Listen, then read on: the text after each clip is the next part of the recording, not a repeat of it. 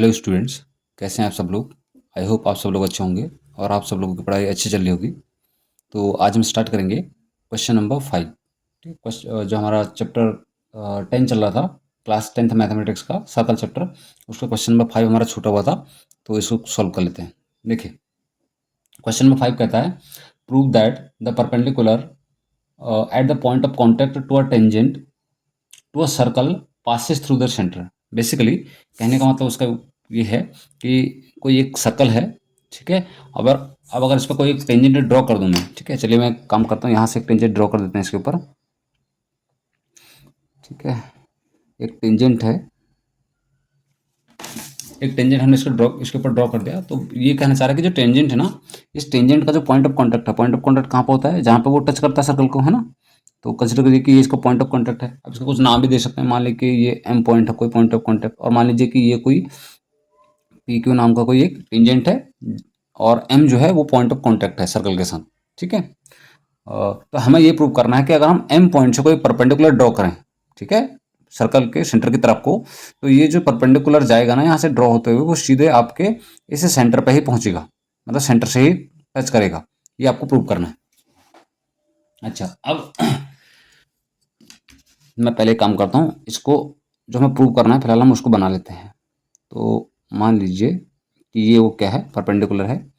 अब मान लीजिए कि ओ पॉइंट है, तो हमें प्रूव यही करना है कि ये जो हमने ड्रॉ किया ना लाइन, ये परपेंडिकुलर बेसिकली ये हमारे इस सेंटर से गुजरेगा। अब हम इसको सॉल्व कैसे करेंगे, प्रूव कैसे करेंगे। तो हम इसके लिए मेथड यूज़ करेंगे, कंट्राडिक्शन मेथड। ठीक है, जो हमारा हमने एक चैप्टर नंबर 1 में यूज किया था, है ना। चैप्टर नंबर 1 आपने ऑलरेडी कर लिया होगा, सब लोगों ने, आए हो, जिसमें आप रूट टू को, रूट 3 को, रूट 7 को, रूट 5 को इरेशनल प्रूव करते थे ना। तो कंट्राडिक्शन मेथड यूज करते हैं हम उसमें, है ना। हम मानते थे कि ये एक ऑलरेडी कि एक रेशनल नंबर है, फिर उस रेशनल नंबर को हम जब बाद में प्रूव करते थे तो पता चलता था कि एक्चुअली हमारा रेशनल नंबर है ही नहीं है, तो इरेशनल नंबर है ना, हमने गलत प्रूव कर लिया है। तो बस उसी मेथड को हम यूज़ करेंगे यहाँ पे भी। तो हम क्या मान के चलेंगे, हम बेसिकली ये मान के चलेंगे कि जो हमने परपेंडिकुलर ड्रॉ किया है, मान लीजिए वो परपेंडिकुलर आपके सेंटर से गया ही नहीं, किसी और पॉइंट से चले गया। ठीक है, और उस पॉइंट का नाम चलिए मान लो कुछ और पॉइंट मान लेते हैं, मान लीजिए कि पॉइंट ओ डैश है कोई। ठीक है, तो हम ये मान के चलेंगे कि ये जो परपेंडिकुलर हमने ड्रॉ किया है ना, एम से मतलब पॉइंट ऑफ कॉन्टैक्ट से, वो ओ से नहीं, मतलब सेंटर से नहीं, बल्कि एक दूसरे पॉइंट ओ डैश से निकलता है। ठीक है, अब ये हमने ड्रॉ कर लिया है। अब हम इसको प्रूव करते हैं। कौन से मेथड से प्रूव कर रहे हैं, मैं मेथड का नाम लिख दे रहा हूँ। मेथड का नाम है contradiction method. Contradiction method, Hindi medium वाले इसको बोलते हैं विरोधाभास विधि। ठीक है, मेथड, चलिए मैं लिख देता हूँ, हिंदी में इसको कहते हैं विरोधाभास विधि। ठीक है, विरोधाभास कहने का देखो, हिंदी में अपने आप में समझ भी आ रहा है कि विरोध कर देना हमने। ठीक है, हम जो बोल रहा है उसके विपरीत लेके चलेंगे इसको। तो सबसे पहले हम गिवन लिखते हैं कि हमें दिया क्या है। गिवन, गिवन में जो चीज़ें हमने हमारे पास हैं हम वही लिख लेते हैं। हम लिख लेते हैं कि P Q is a tangent, and M is point of contact, और एम क्या है, वो है पॉइंट ऑफ कॉन्टैक्ट। ठीक है, यानी कि जहाँ वो क्या कर रहा है, सर्कल के साथ टच कर रहा है। ठीक है, अच्छा, ओ हमारा क्या है, सेंटर है। O is centre of circle. O क्या हमारा, वो है सेंटर ऑफ सर्कल। अच्छा, अगर वॉइस में कुछ थोड़ा दिक्कत आ रही होगी और थोड़ा इस राइटिंग में थोड़ा अगर कुछ दिक्कत आ रही है, तो इसके लिए मैं आप लोगों से माफ़ी चाहूँगा। थोड़ा अभी एक्चुअली तबीयत ख़राब चल रही है कुछ दिनों से। चलिए, टू प्रूव, हालांकि अभी भी तबीयत थोड़ा अच्छी नहीं है, बट एक्चुअली बहुत दिनों से वीडियो को अपलोड नहीं किया, तो इसलिए मैंने सोचा आज वीडियो बना ही लेते हैं। ठीक है, तो हमें प्रूव क्या करना है, हमें प्रूव ये करना है कि जो परपेंडिकुलर ड्रॉ करेंगे हम कहाँ से, पॉइंट ऑफ कॉन्टैक्ट से, वो कहाँ से गुजरेगा, सेंटर से। ठीक है, मतलब वो जो बेसिकली आपकी लाइन लिखी हुई है क्वेश्चन के अंदर, उसी लाइन को हमने क्या करना है, प्रूव करना है। तो हम लिखेंगे परपेंडिकुलर, मैं वो बना रहा हूँ, इसका सिंबल बना रहा हूँ, perpendicular drawn from point of contact, मैं शॉर्ट में लिख रहा हूँ, point of contact pass through centre, pass through centre, ये हमें प्रूव करना है, ठीक है, कि वो कहाँ से पास होगा, सेंटर से पास होगा, ठीक है। एक सेकंड, हाँ चलिए अब देखते हैं इसको प्रूव कैसे कर सकते हैं। तो इसको प्रूव करने के लिए हम क्या करते हैं कि हमने जो परपेंडिकुलर ड्रॉ किया है, हम उसको ये मान के चलते हैं कि सेंटर से नहीं, किसी एक पॉइंट कहाँ से, किसी एक अलग पॉइंट से जाएगा, जिस पॉइंट को हमने क्या मान दिया, ओ डैश मान दिया, ठीक है। हम लिखेंगे कि let perpendicular drawn from P O C पास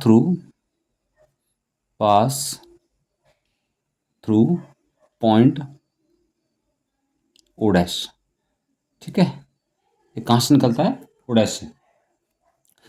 एक साथ और एक चीज, नॉट फ्रॉम सेंटर, मतलब सेंटर से ना होके ये कहाँ से गुजरता है, एक दूसरे पॉइंट ओ डैश से गुजरता है, ठीक है, हमने ये मान लिया। अच्छा अब अगर मैं ऐसा लिख रहा हूँ तो इसको मतलब क्या हुआ, देखिए परपेंडिकुलर अगर मेरी एम ओ लाइन ना होके एम ओ डैश लाइन है, तो इसका मतलब ये हुआ कि ये इतना एंगल है जो मेरा ब्लैक कलर से लेकर रेड कलर तक का इतना, ये 90 डिग्री बनाएगा, इसका ये मतलब तो हुआ, परपेंडिकुलर का मतलब तो यही हुआ, है ना। तो यहाँ से मैं ये लिख सकता हूँ कि angle O dash M Q equal to कितना बन जाएगा, 90 डिग्री, ये बनेगा, है ना। अब लेकिन देखिए अब एक चीज हमें ऑलरेडी पता है कि जो रेडियस होता है, ठीक है, सेंटर से जो लाइन गई है सर्कुलर किसी एक पॉइंट तक, वो तो रेडियस कहलाती है, और रेडियस हमेशा किसके ऊपर, पॉइंट ऑफ कॉन्टैक्ट के ऊपर 90 डिग्री एंगल बनाती है। तो ये पॉसिबल कैसे हो सकता है कि देखिए कि रेडियस भी 90 डिग्री का एंगल बना रही है इसके साथ, ठीक है। ये जो इतना जो पॉइंट आएगा ये भी अपने आप में क्या बना रहा है, 90 डिग्री बना रहा है ये एंगल, और ये ब्लैक कलर वाले के साथ भी ये वाला जो बाहर वाला एंगल है ये भी 90 डिग्री बना रहा है, तो ये पॉसिबल ही नहीं है ना। ये तो बिल्कुल पॉसिबल नहीं है। एक्चुअली क्या है कि थोड़ा सा देखिए कंजेस्टेड हो गया। अगर यहाँ पर कुछ ऐसा सिनेरियो है, अगर आप हम इसको जूम इन करके देखें ना, तो ये कुछ ऐसा सिनेरियो नजर आएगा आपको। मैं थोड़ा सा यहाँ पर बनाने की कोशिश करता हूँ। ये कुछ ऐसा दिखाई देगा हमें, देखिए कि एक तो ऐसा दिख रहा है हमें, है ना, 90 डिग्री एंगल बनाते हुए, और दूसरा अगर हम इसको थोड़ा जूम इन करके देखेंगे तो हमको ऐसा नजर आएगा कुछ ऐसा, ठीक है। तो अब ये एंगल भी 90 बता रहा है और इतना एंगल भी 90 बना रहा है, ठीक है। ये तो पॉसिबल ही नहीं है। तो आपको ऑलरेडी दिख रहा है कि एक एंगल छोटा है, एक एंगल बड़ा है। अब दोनों के दोनों 90 कैसे बना सकते हैं, मतलब दोनों के दोनों परपेंडिकुलर कैसे हो सकते हैं, ये तो पॉसिबिलिटी है ही नहीं। तो इसलिए गड़बड़ हो रही है, ये गलत इसलिए आ रहा है क्योंकि हमने ही गलत मान दिया है, ठीक है। हम इसमें एक लाइन लिखेंगे अब, बट रेडियस, चलो ब्लैक से लिखता हूँ, तो but radius is perpendicular two point of contact, है ना, ये हमें पता है पहले से। बट चाहे तो आप ऐसे लिख दो, बट एज वी नो, मतलब जैसे कि हम जानते हैं कि radius is perpendicular two point of contact. Radius क्या होती है, पॉइंट ऑफ कॉन्टैक्ट के साथ क्या होती है, परपेंडिकुलर होती है। तो इसका मतलब ये हुआ यहाँ से, अगर मैं इस वाले पॉइंट को देखूँ तो यहाँ से इसका मतलब ये हो कि ओ एम और क्यू ये भी 90 डिग्री बना रहा है, ओ एम क्यू ये भी कितने डिग्री का एंगल बना रहा है, 90 डिग्री का एंगल। पर ये पॉसिबल हो ही नहीं सकता, है ना, कि एक तो एंगल ये बन रहा है ओ एम क्यू ये भी 90 बन जाए, और एक बन रहा है sorry O dash M Q, और एक बन रहा है ओ एम क्यू ये भी 90 बन जाए। पॉसिबल ही नहीं है। एक पॉइंट पे और दो अलग अलग जो एंगल बन रहे हैं वो 90 कैसे बना सकते हैं, पॉसिबल ही नहीं है ना। तो हम यहाँ पे लिखेंगे but it is not possible, but basically ये सॉल्व करने वाला क्वेश्चन नहीं है, बस समझने वाला क्वेश्चन है। बट इंपॉर्टेंट क्वेश्चन है बहुत। But it is not possible, it is not possible. अब ये पॉसिबल नहीं है तो फिर ये हम क्या लिख सकते हैं, अब ये कंट्रडिक्शन आ क्यों रहा है, मतलब ये दो, ये एक ही पॉइंट पे दो एंगल 90 कैसे बन सकते हैं, तो ये इसलिए आ रहा है क्योंकि हमने गलत मान लिया है। अब आप लिखोगे this contradiction arise, this contradiction arise due to our wrong assumption, due to our wrong assumption। जैसे हम चैप्टर नंबर 1 में लिखते थे ना, रॉन्ग अजम्पशन, बस वही लाइन है, बाकी सेम टू सेम अजम्पशन। तो हमारा जो अजम्पशन था, जो हमने माना है, ठीक है, ये क्या ना लेट, ठीक है, यही एजम्पशन हमारा क्या है, गलत है। ठीक है, रॉन्ग एजम्पशन है हमारी। तो यहाँ पे लिख देंगे लास्ट में एक line, so perpendicular drawn from point of contact will pass through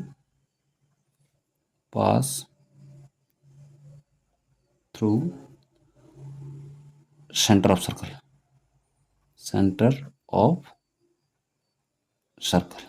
ठीक है, बस इतना सही क्वेश्चन है आपका। ठीक है, देखिए समझने वाला क्वेश्चन ज़्यादा है, ये आपका सॉल्व करने वाला क्वेश्चन नहीं है, बट है बहुत इंपॉर्टेंट। ठीक है, चलिए अब मिलते हैं नेक्स्ट क्वेश्चन में।